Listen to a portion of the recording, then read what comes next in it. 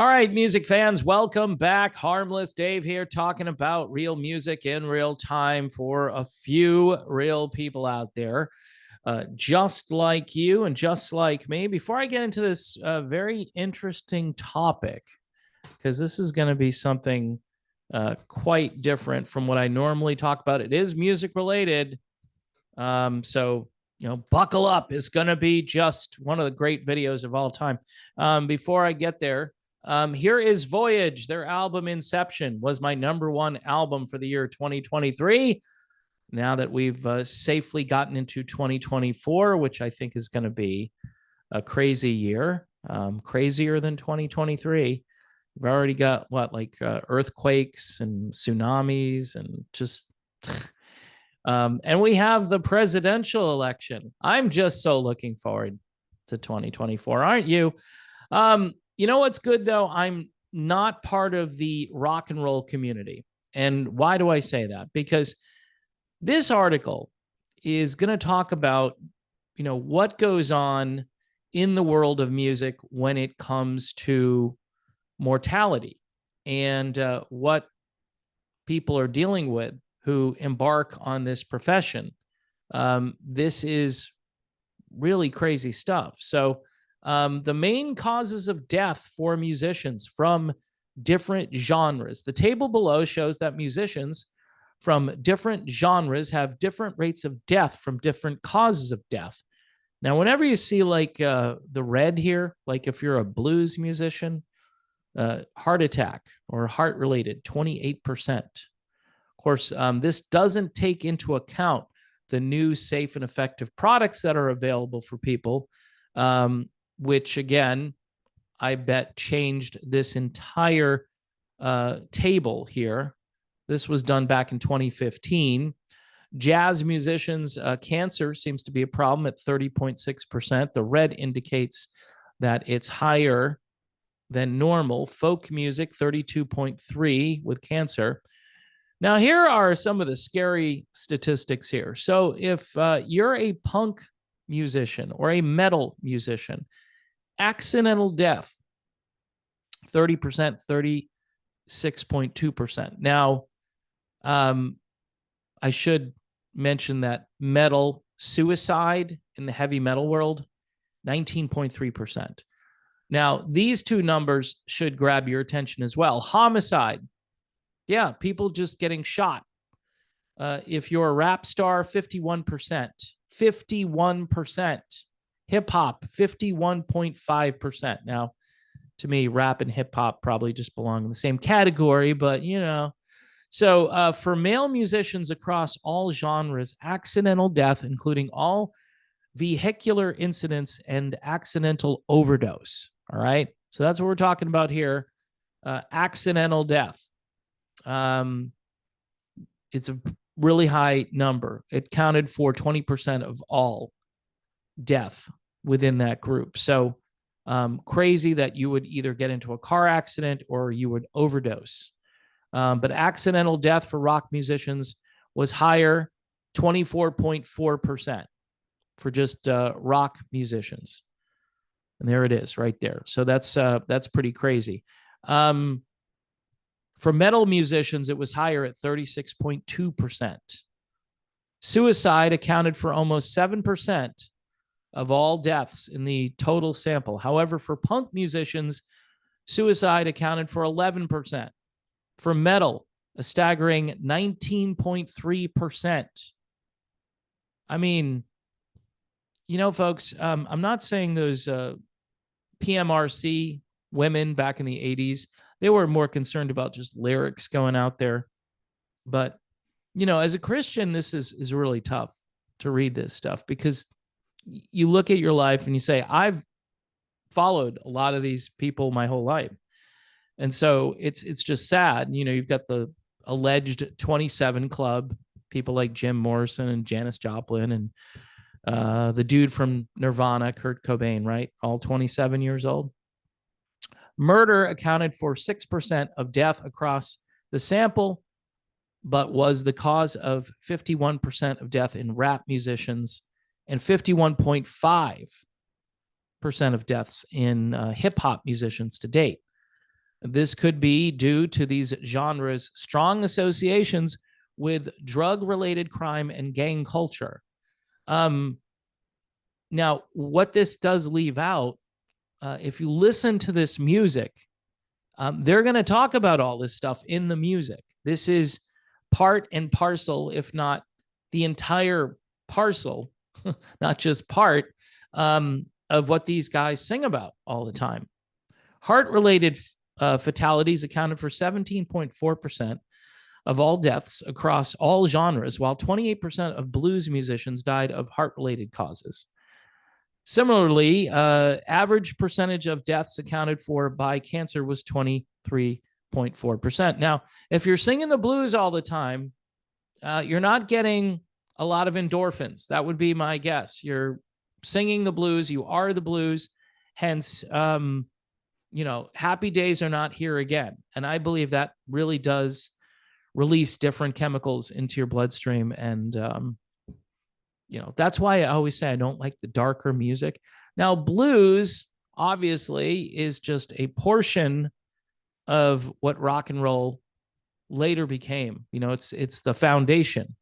So, straight up blues, yeah, it can be kind of depressing. It can be kind of depressing. Whereas rock and roll, at least, if you go back a number of years, prior to the grunge era, rock and roll had some redeeming qualities in its optimism. Hence, this is why a band like Journey can come along, because they're singing about happier things. The subject matter does count for something. Older genres such as folk, 32.3%, and jazz, 30.6%, had higher rates of fatal cancers than other genres. Now, I'm thinking folk and jazz, what do those guys like to do? I think they like to smoke a certain substance, right? I'm trying to think what their vice is. Maybe more so than some of the others, but maybe not. I don't know. It's just kind of a weird statistic that folk and jazz would suffer higher rates of fatal cancers. In the case of the newer genres, it's worth pointing out that members of these genres have not yet lived long enough to fall into the highest risk ages for heart and liver-related illnesses. Consequently, they had the lowest rates of death in these categories because, again, they're not old enough to be in that group. So once they get older, we'll have to see how they fare. So what can we conclude about musicians and music genre membership? The study highlights the different mortality profiles of musicians belonging to different genres of popular music and cautions against treating the population of popular musicians as homogeneous. Music genre was associated with distinct causes of mortality, more so than gender or age. This suggests that once someone is inducted into the popular music industry, effects of sex and age on mortality may be masked by genre membership and its accompanying lifestyle. Notice how they say, like, you have to live a certain way if you're in this group. You just can't make music and live a decent life, or try not to live this so-called accompanying lifestyle. Importantly, because this was a quantitative study of dead musicians and our aim was to gather population data to identify occupational hazards in the pop music world, I can only speculate here about the underlying causes of these patterns in mortality. You can only speculate? All right. These figures likely represent a combination of factors inherent in the popular music industry, such as the ubiquitous presence of alcohol and other substances of addiction, irregular hours, touring, high levels of stress, performance anxiety, and the vulnerability that many young musicians bring with them into their profession from adverse childhood experiences. So So a lot of people have had adverse childhood experiences, not just musicians. So I don't know. Yeah, you bring that in, but that's like a placebo. Like, I'm pretty sure most everybody has had some form of adverse childhood experiences. Add to this the subcultural values and philosophies in distinct music genres, with which young musicians become imbued, and you have a complex, multifaceted picture of musician mortality. Almost like they're admitting here that the subculture and the philosophy contribute to the problem, because typically these people are very secular. They're hostile to certain types of authority. They're certainly hostile toward Christianity. And so what's their hope? Just probably their music and themselves. Other studies have reported similar, significantly reduced life expectancy in popular musicians from the newer genres compared with matched general populations. Mortality rates were between 2 and 3 times higher for popular musicians than the matched population data. So certainly they're saying that this is more dangerous as an occupation than everybody else in the population. The median ages of popular musician death in the 2 Bellis studies were 41.78 and 45.2 years, respectively, which closely aligned with this person's findings. Wow. So the median ages, get this, of popular musician death were 41.78, that must be for men, and 45.2 for women. Wow. Who knew, right? I knew it was bad. I didn't know it was that bad.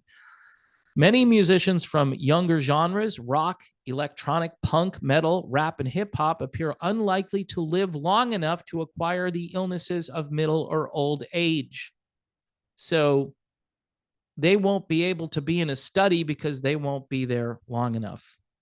Metal, rap, and hip hop, rock, electronic, and punk. Subsequent research decades hence, when the newer genres have matured sufficiently to potentially contain members with ages spanning population life expectancy, may confirm the findings and tentative conclusions drawn from this series of studies. So, man, that is, I guess it doesn't pay to rock and roll, at least if you want to live a long and healthy life. So either that or try to buck the lifestyle. And if you're hip hop or rap, you better have a security team in place, because homicide, like 50%. It's insane. All right, getting back to my album of the year for 2023, it is Inception by Voyage. Please grab yourself a copy of that. That'll cheer you up. Those guys aren't negative. We need more positive. We need great music. And we also need Jesus Christ, right? At the end of all of this, I mean, what's the hope other than Christ? Certainly not leaning on your own understanding or your own genre of music. See you soon.